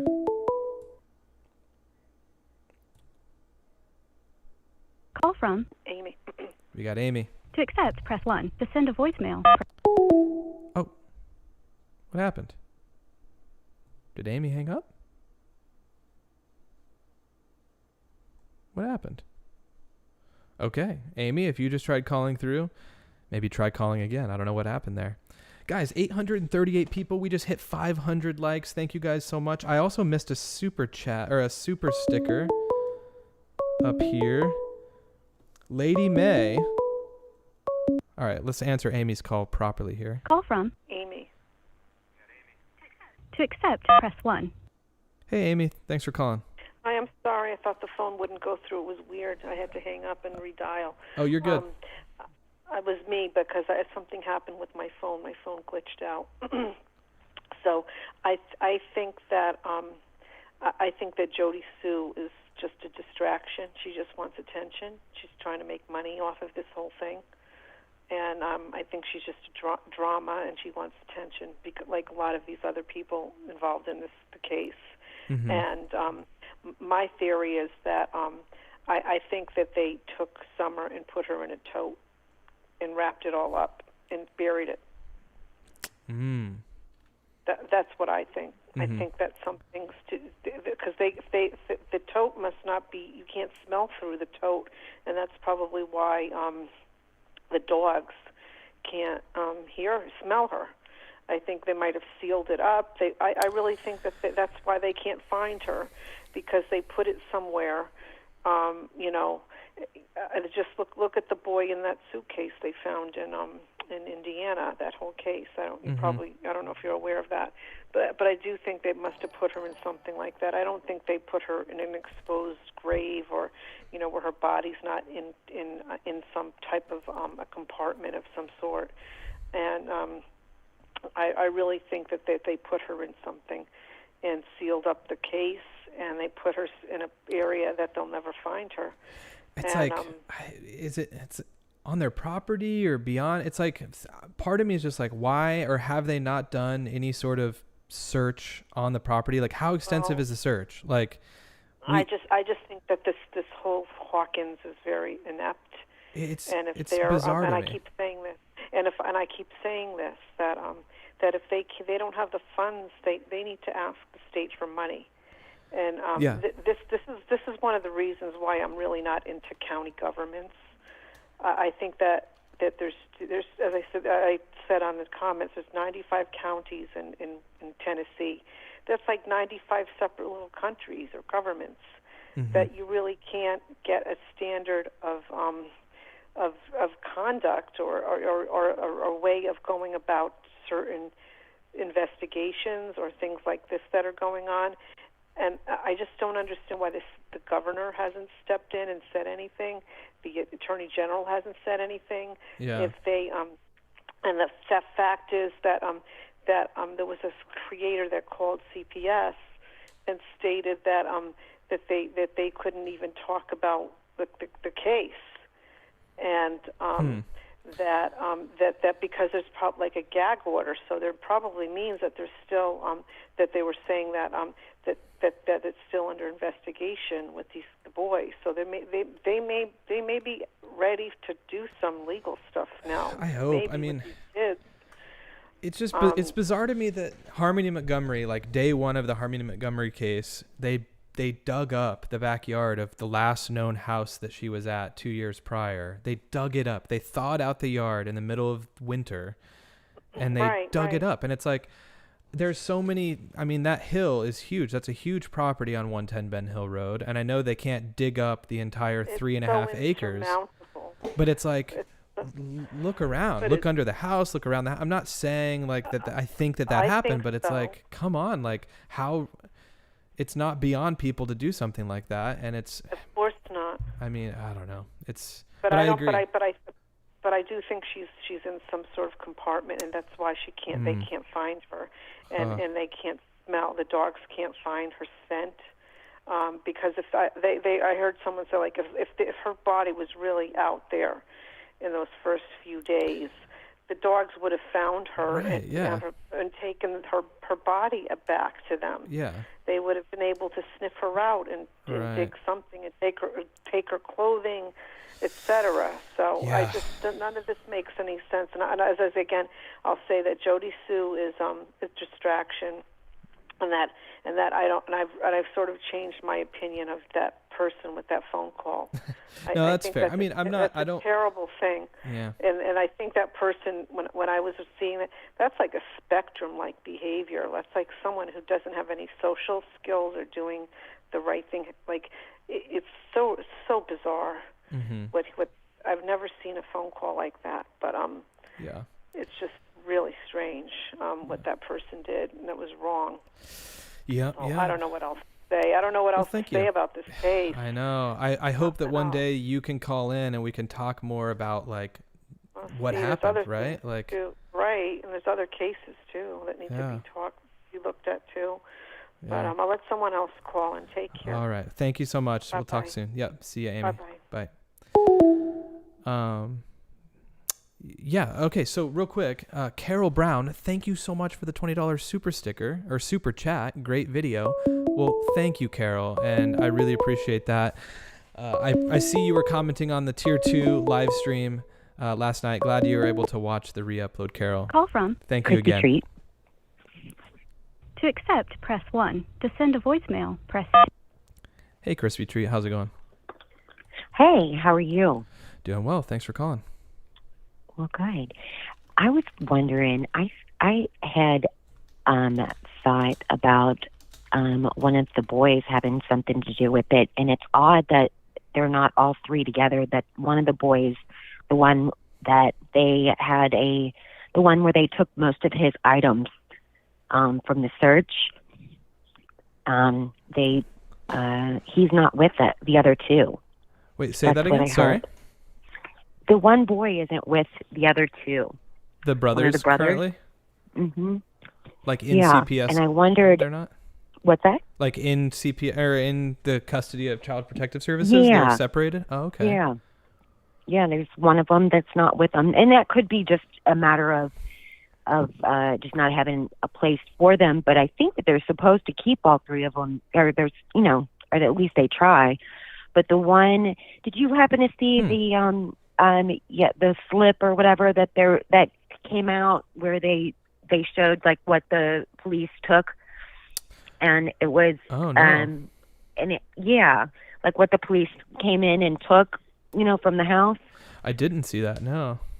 Yeah, that's been around. I think Okay. like the last I saw that just Critical K. I think she just had it on just recently. It was out a long time ago, but it came out. She didn't know it was out there either, and she missed that too. And she just put it on. So I think in her last video, she went over it, and they seem to really go over a lot of items of one particular boy for some reason. Okay. Now that I don't know what that means. It might just be like maybe there was several pieces of paper of items that they took, and this was just the one paper. I don't know. Yeah. Maybe there's several pages of it. I have no idea. But and then it did seem to make some sense when I understood that the one boy isn't with the other two. But I don't know. That's interesting. Yeah. I hadn't heard any of that. I also haven't heard really anything in terms of the boys. Obviously, I think that they're a huge key part of this because they can poke holes in the timeline. But beyond that, it'll be really interesting to see when this does get solved or come to a conclusion, like if the boys were able to provide something, like law enforcement might know something that the boys have told them that is like they're keeping close to the vest, obviously, that is really damaging for Candace's story, or not. I don't know, but like I'm very interested to see if in the end that ends up happening. Right, and I would think that like maybe, I would hope that if she was hiding anything, it would be for maybe an accident that happened with one of the boys, and that's why she's being suspicious. Yeah. I don't know, but then that's also your hope, right? there was another lady.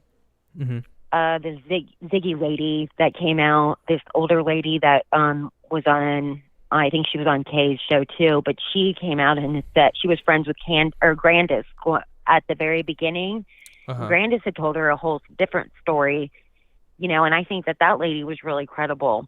And that lady was saying that Candace came back with Summer, but then she left, or she met Dawn, because Dawn was taking her to the hospital or something because she was sick, and that she came back home without Summer, and that's when she called the ambulance, or that's when she called the police. Okay. So, and that lady sounded, that sounded like a credible story to me, but look it up. Okay, look that lady up, that Ziggy lady up. I definitely too. have seen some of Ziggy's stuff, so I'll have to look back. Was that no, not Ziggy. There's two Ziggies. This is like an old lady named Ziggy. This isn't the Ziggy that's real involved. This is like an old woman, like a homeless woman. Oh, Amy saying Ziggy Valero, or is that a different Ziggy? Okay, I'll look into that. I'm not sure. This is like this lady came on Critical K's show or whatever a long time ago, and I don't think like a lot of people paid attention to it at first, but if you listen to her, it's really credible if you listen to the whole thing. Oh, I see a video here. How credible is Ziggy Valero? Okay, yeah, I'll look into that for sure. Thanks for look it up and see what you think. Yeah, cool. Okay, all right, awesome. Nice talking to you. Yeah, thanks for calling in. I appreciate it. Have a good rest of your night. Will do. All right, bye-bye. Yeah, bye. Thank you for calling. Also, thank you so much, Kathy, for the $10 super chat. Thank you for a great channel. Kathy, thank you for joining us here on this channel and contributing to the conversation. And thank you again for the super chat. Carol as well, thank you again for that. Also, right before Carol's super chat, I missed Angela's dancing lemon super sticker. Angela, I should have known. I totally missed that. So thank you so much, Angela, for the dancing lemon. You guys are awesome. Thank you guys for that. A few people reached out to me recently asking about how the documentary is going. I know this is a sidetrack moment, but if you guys are unaware, if you are new to the channel, I'm currently working on a documentary. I'm self-producing a documentary about a double homicide, an unsolved double homicide that is almost 20 years old at this point. And that is why my channel has been a little less active over the last couple months.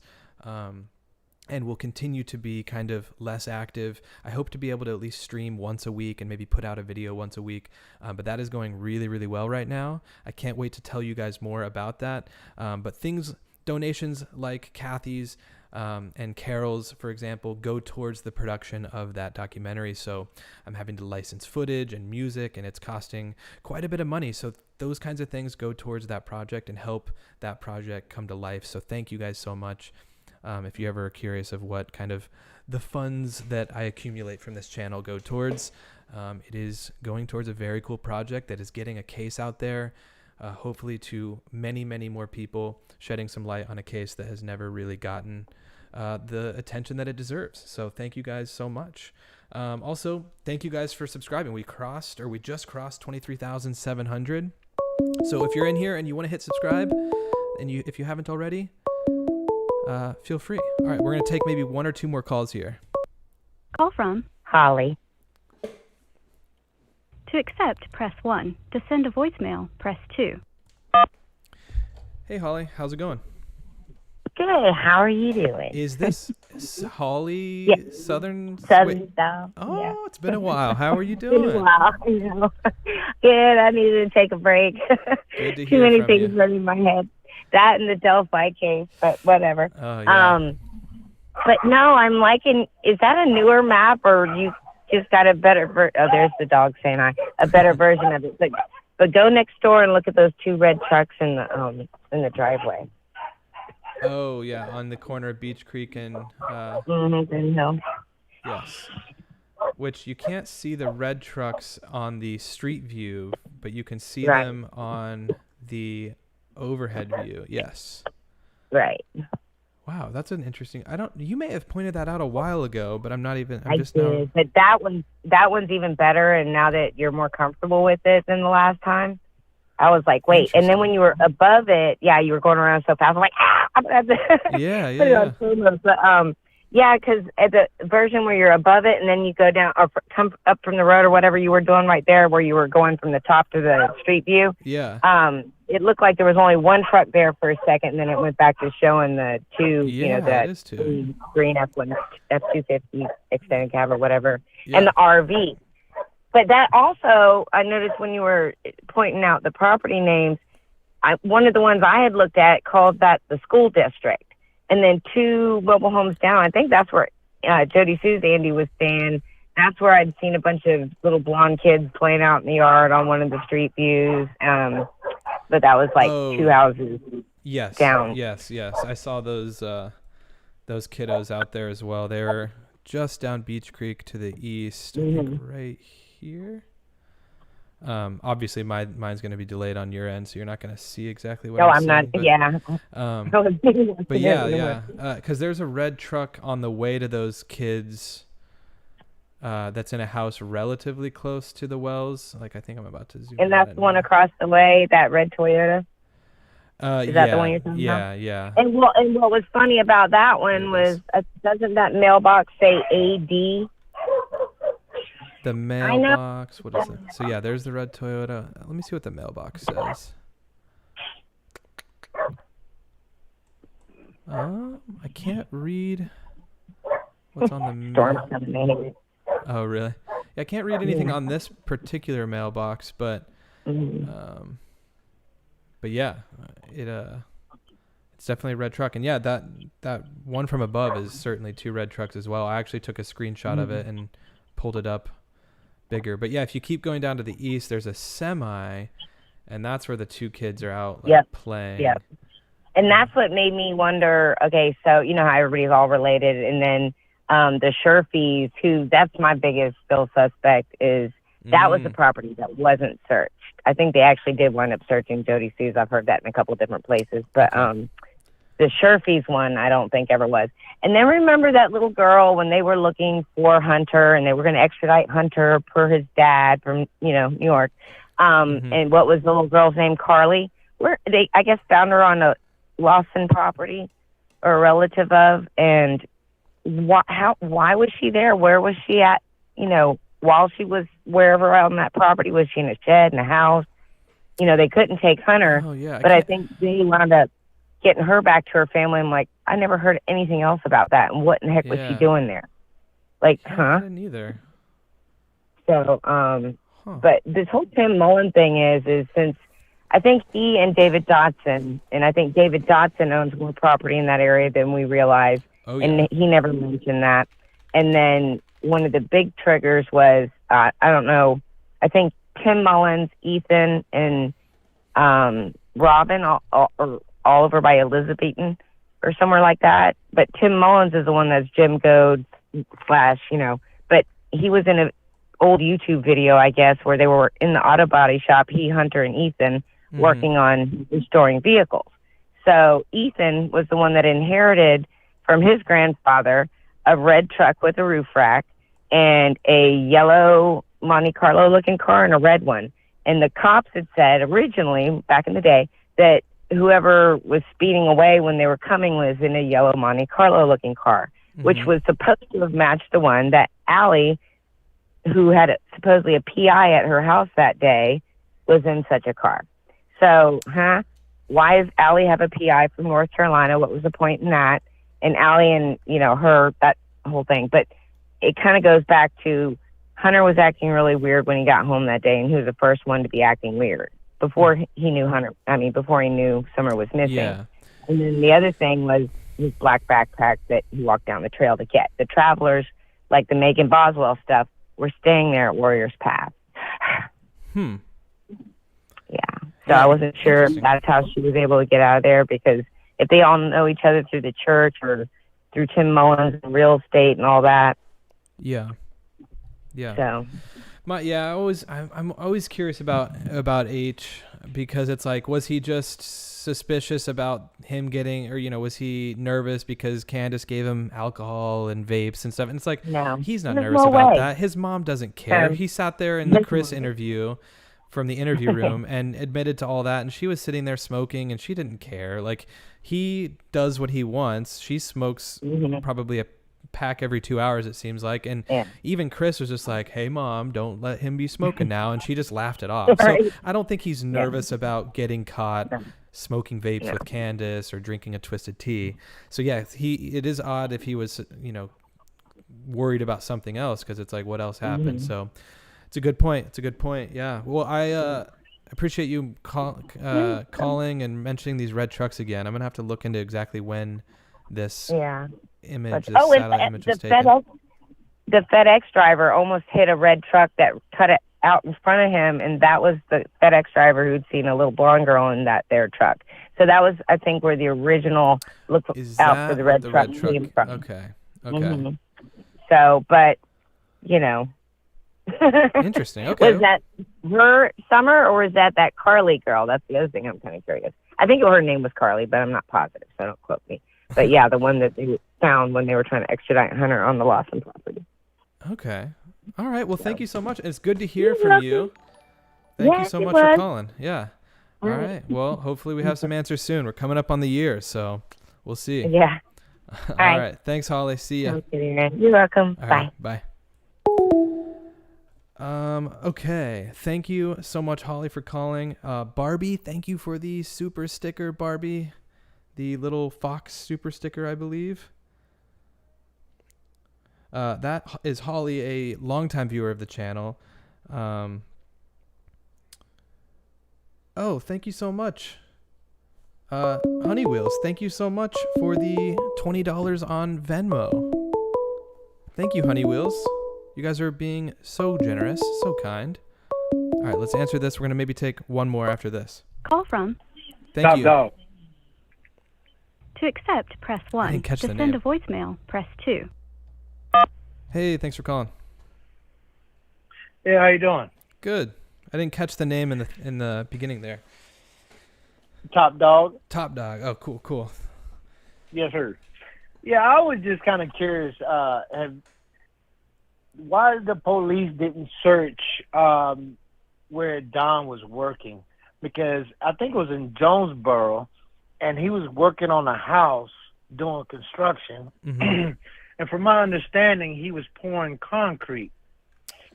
Yes, and then that was definitely done there. I heard that as well. Yeah. And also, Candace was mentioning, because Hunter said it on a Chris interview, that Candace has plans or wanted to take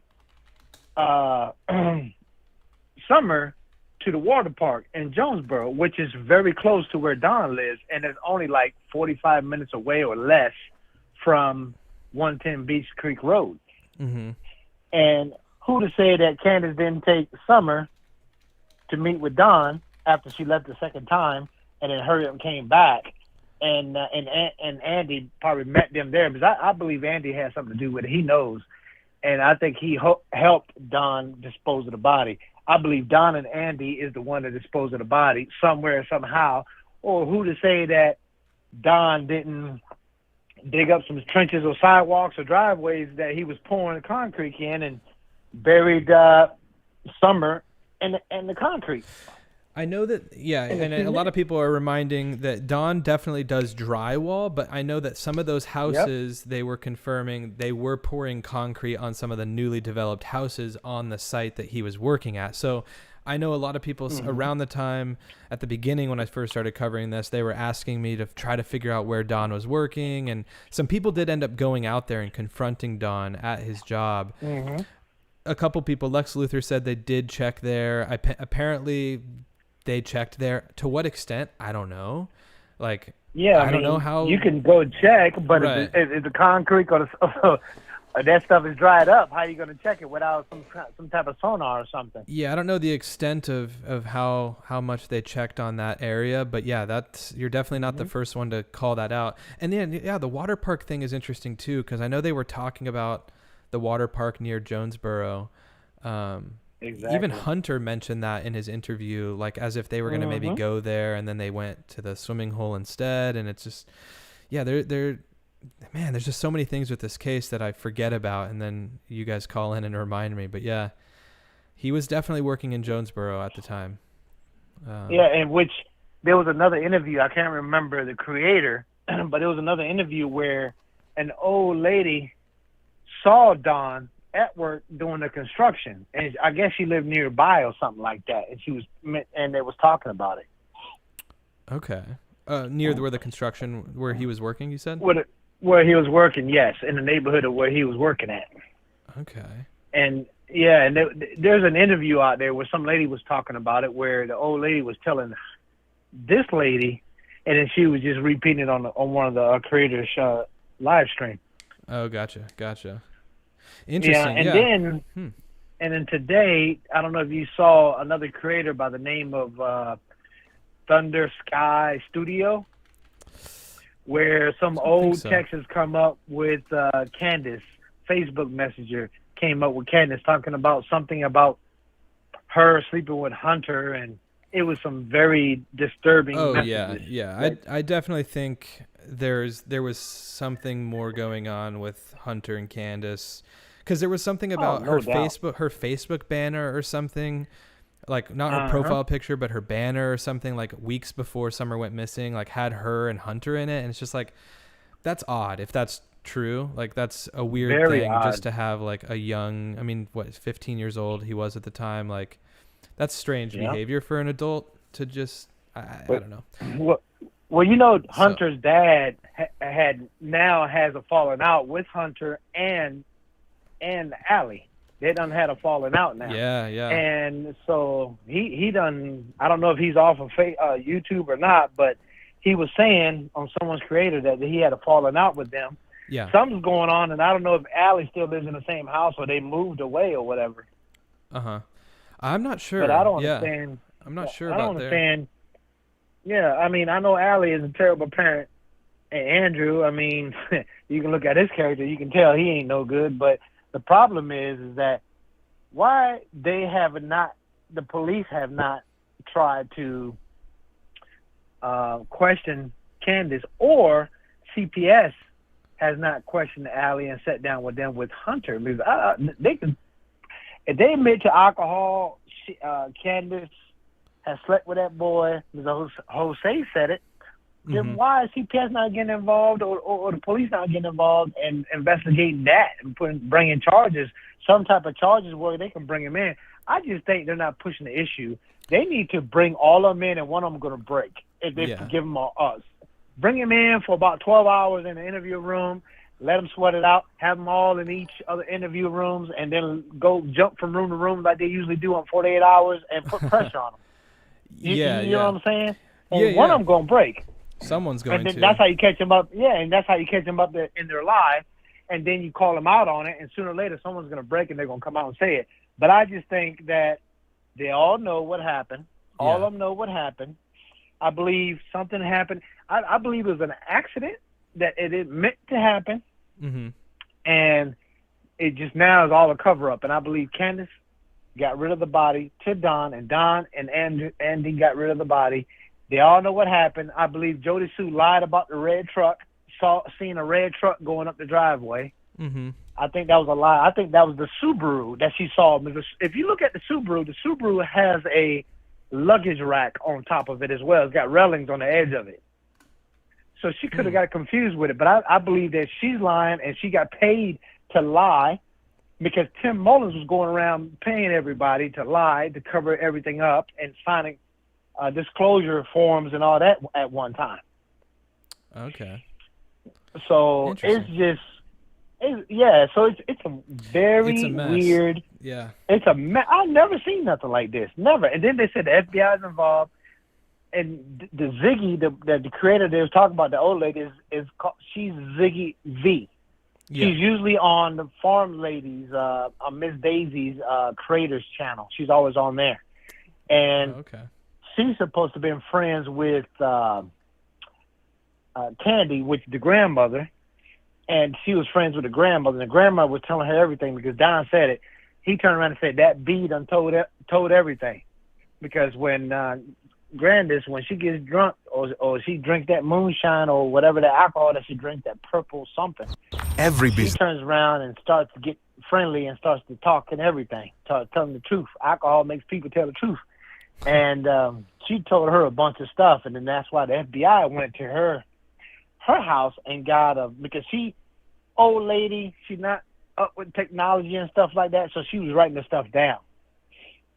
Gotcha. And so the FBI came over and got her notebook pad or whatever, and then a lot of people were trying to discredit her and try to tell her that she was a lie, but it's all credible. Yeah, her story is credible. Interesting, very credible. All right, man. Well, thanks so much for calling in. I think I found Don Wells, one of his work sites, so I'm gonna go into that next. But yeah, thanks for letting us know what you think. Hopefully, we have some answers soon. Yeah, well, like I said, the TBI or FBI. I think Hawkins County needs to drop out of it, and it needs to be TBI and FBI. They need to bring them in and put pressure on them. Yeah, and maybe one of them will crack. Because I think Grandma will crack first. She's the weakest link. She's already saying more in her interviews. Yeah, exactly. It makes you wonder if I mean, definitely. My big thing with that is, like, absolutely they've done more behind the scenes than what we know in terms of questioning people. Yeah, exactly. But have they gone to the extent that you're talking about and really, like, bringing them in and, like, questioning them for a couple hours and just being like, hey, you know, they have tactics. They have ways to pressure them and say that they know more than what they actually know. And then all of a sudden you've got Hunter or Grandma saying, okay, and then they can slip up. So I don't know, man. We'll just have to see. Hopefully that's happening behind closed doors and we're just unaware of it at this point, and we'll find out soon. But because Grandma done disappeared. She went back to Wisconsin, disappeared. Candace disappeared. Yeah. It's like Don's in jail. It's like everybody done disappeared, and the hill is empty. So, I mean, I don't know what's going to happen, but who knows? Hopefully Don might turn around and come out with something when he gets out of jail for being mad or being pissed. Or he might come on YouTube and talk it all. Who knows? Yeah, we'll see. Mm-hmm. But, all right, man. Well, thanks so much for calling. I appreciate you. Yeah. All right. See Yes, you, sir. Top Dog. All right. Have a good one. Yeah. See All right. ya. Bye-bye. Bye. I know I let that call go over 5 minutes, but that's Top Dog. I don't know if I've actually talked to Top Dog, so I wanted to let him chat it out. But it also gave me a chance to look into this site. I think that this right here, Murrayfield Way, is one of the work sites that Don was at around the time Summer Wells went missing. Real quick, Janice, thank you so much for the $2 super sticker. Really appreciate that. Also, thanks again to Honey Wheels for the Venmo. The Venmo, super kind of you. Yeah, really appreciate that. All right, this is gonna be the last call. This is the last call, you guys. Call from Sarah. To accept, press 1. To send a voicemail, press 2. Hey, Sarah, thanks for calling. Hi, good evening. So first off, I'm a little nervous right now, but I'm you're good. calling. Okay, so hi everybody in chat. Sam, I'm so grateful to be on the line with you. So I want to talk about something a little bit off topic, but not off topic. Cool. So a few years ago, I was recommended this book. It's called The Secret to Perfect Living by James T. Mangan, right? Mm-hmm. And it's a book that talks about certain words that go straight to the subconscious mind, right? Okay. That links the conscious mind and the subconscious mind together. So one of the main, and I've been using I've been using these words consistently pretty much my every day in my life, okay? And it does work. It actually does work. Mm-hmm. So one of the ones that I use in particular, a combination of words, right? The main word to activate the subconscious and the conscious mind is together, right? Mm-hmm. So when you say together, it links the conscious mind and the subconscious mind to shake hands, okay, and to come together because so the subconscious mind is always trying to help out the conscious mind, but we don't pay attention, okay? Sorry, I'm a little nervous, a little frazzled here. I'm going to get to my point. Okay, so the main word is together, right? And the other word is reach. So when you're saying together reach, right? For example, you're looking for something. Let's say you're looking for your keys, or you're looking for the name of a song, or you happen to have misplaced something, or what happens is when you say together reach, the subconscious and the conscious mind, right, at this point is going to help you locate what you're looking for. Okay? Okay. So I was thinking, right, because I practice this every day, and it does work for me, okay? It really does. It's a really good book, and I recommend it to everybody. It's called The Secret to Perfect Living by James T. Mangan. It is an excellent book and very helpful. So I was thinking while I'm here on this call, I was thinking collectively, right, we could all think and say the words together reach with the image of Summer Wells to hopefully, collectively use our minds and our energy to, have some kind of result. So the combination would be together reach Summer Wells, okay? And if you were to write this down, you would write it in all caps. Okay. So I know this is weird, okay? But, everything is energy, and certain words do trigger certain... Yeah. No, I mean, I think if anyone out there that is listening to this would like to do that, absolutely. Yeah. So together reach Summer Wells. Okay. And, together reach Summer Wells. Thank you so much. Okay, yeah. Together reach Summer Wells. So what happens is your conscious mind and your subconscious mind is going to assist you in finding what it is that you're looking for, right? Because we all want answers. We're all looking for the answer to what's going on with little Summer Wells. And Absolutely. I know this was totally random, but my spirit pushed me to call you. Well, and thank of course, you. You know, the universe opened that door, and I thank the Creator for everything in this moment. I'm appreciative for everything I have, including this moment right now. And I'm wishing everybody a good evening, and to you as well. I wish you the best. Bye-bye. Great. Together, Thank you so much. reach. Bye-bye. All right. Thank you for calling. Yeah. Cheers. All right, guys. Together reach Summer Wells. I know that some people were saying, what's going on with that phone call?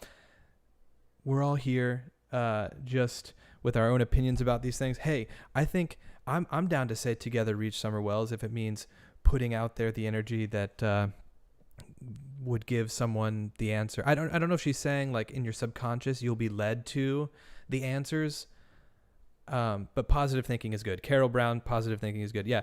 Look, it is what it is. I think we all probably in our heads at one point or another have like thought about Summer Wells and just thought like, I wish they could just figure this out. Right. And if you haven't thought that, maybe try to think about that, whether it's a prayer for Summer Wells or whatever it is. It's like, look, I'm all for whatever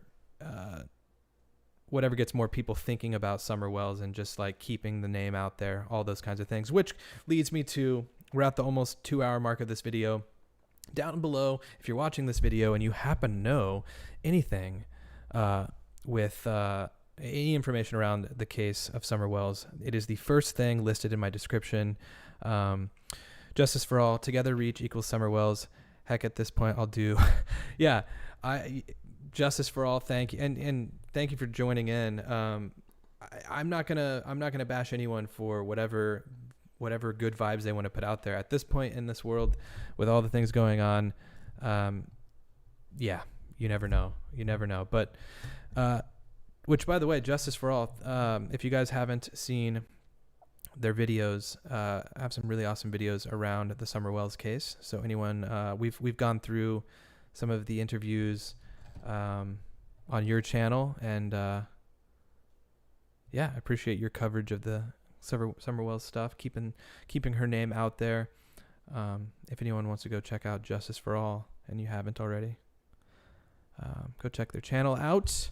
All right, we're basically at the 2-hour mark, everyone. We talked about, like I said in the beginning, I'm going to be making a video that talks a bit more about the Jody Sue situation, because the segment in which I talked about it is like 40 minutes into this video, and I don't want it to get buried within this 2-hour live stream. So over the next 2 days, if you see on my channel the video about Jody Sue, you don't have to watch it. It's going to be a repeat of what we've talked about today.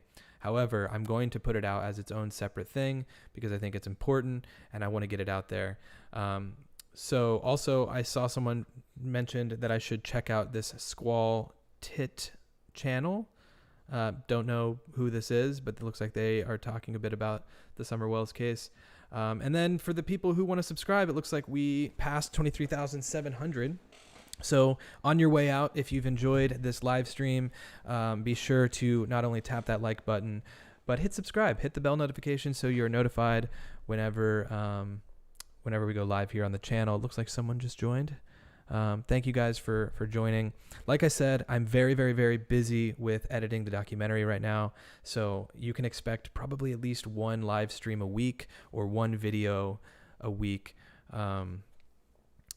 between now and me finishing the documentary. So it's just the way it is right now. But Amy says, I can't keep up with all these channels. Well, Amy, I get it. There's a lot of channels. When I see certain people in here that have definitely, I've definitely watched their videos, I got to give them a shout out. Especially people like Justice for All, because we have covered some of the content that they have. So I've always left links and such when we do that. Yeah, there's a lot of people that make videos around the Summer Wells case. So anyways, yeah. All right. Darla Hurst, together reach Summer Wells. Curious Cat. Thanks, Aaron. Yeah, thank you guys for being here. Once again, thank you to the Tier 2 supporters of the channel. Big shout out to you guys. I think Alexa just linked Justice for You's channel. Yes, there we go. Thank you for linking that. If anyone wants to go check out the Justice, did I say Justice for You? Justice for All. Anyways, thank you guys for joining tonight, and hopefully you guys, hopefully we have some answers soon. I think I'm going to be putting out definitely a video on the 1 year anniversary of Summer being missing. I have thoughts around that I'm going to throw together, an interesting little video. And like I said, I'll try to keep making videos throughout the weeks to come, but thanks for joining. All right.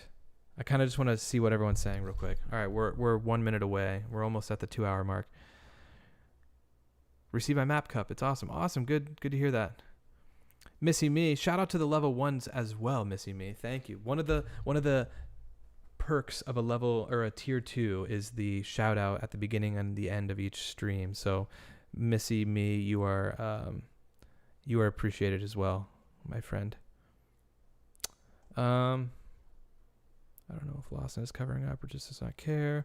I don't know. Okay, I'm going to go. That's it. I could sit here and just chat for another hour, and maybe we'll do one of those streams soon where we're just simply chatting and I'm engaging the entire time with the chat, because sometimes that's just as engaging as going through a list of stuff that I have prepped. But I'm going to go ahead and end the stream at the 2 hour mark here. TD, goodbye.